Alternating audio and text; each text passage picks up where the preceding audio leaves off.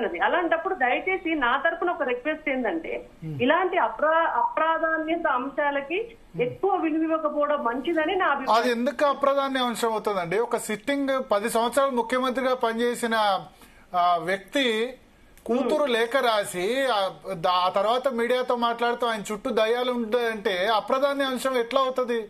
మీరు మీడియాలో పనిచేశారు, ఇంకా ఇంకేది ప్రాధాన్య అంశం మీరు చెప్పండి, నేను అడుగుతా. మరి అయితే భరత్ గారు, నేను మీతో ఏకీభవిస్తున్నా. అది అప్రధాన అంశం ఎట్లా అవుతుంది? ఇప్పుడు ఆమె తన తండ్రి పాలనా తీరును క్వశ్చన్ చేశారు, తన వెనుక కుట్ర జరుగుతుంది అంటున్నారు. ఒక మాజీ ముఖ్యమంత్రి కుమార్తె కదా, మాజీ ముఖ్యమంత్రి కుమార్తె సిట్టింగ్ ఎమ్మెల్సీ ఎట్లా అప్రధాన్య అంశం అవుతుంది? మరి ఇంకేమో ప్రాధాన్యాంశం అవుతాయి కదా. అది మీరంటున్నారు, ఇప్పుడు ఆమెమంటుంది? మీరు అడిగితే మేము మాట్లాడుతున్నాం.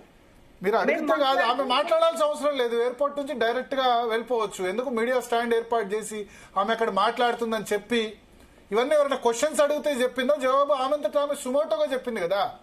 ఆమె చెప్పి మమ్మల్ని బ్లేమ్ చేస్తోంది. ఏమని? మేము కోతి కొబ్బరి చిప్ప దొరికినట్టు బీజేపీకి కాంగ్రెస్ వాళ్ళకి ఏం పని లేక ఈ ఇష్యూ గురించి మాట్లాడుతున్నారు.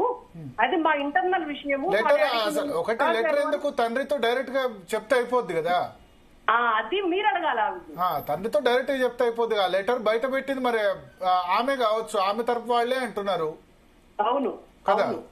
మీడియాకు ఇప్పుడు మీడియాకు ప్రాధాన్యాంశాలు అప్రాధాన్యాంశాలు అంటే ఇంతకంటే ప్రాధాన్యాంశం ఏముంది? మరి నేనేమంటున్నాను భరత్ గారు, నేను మిమ్మల్ని తప్పు పట్టట్లా, నేననే కదా ఓవరాల్ గా. నేను మిమ్మల్ని. రెండోది అంటే ఒక విషయం మిమ్మల్ని అడగాలనుకున్నా. ఒకటి ఏంటంటే ఆమె బీజేపీ మీద తక్కువ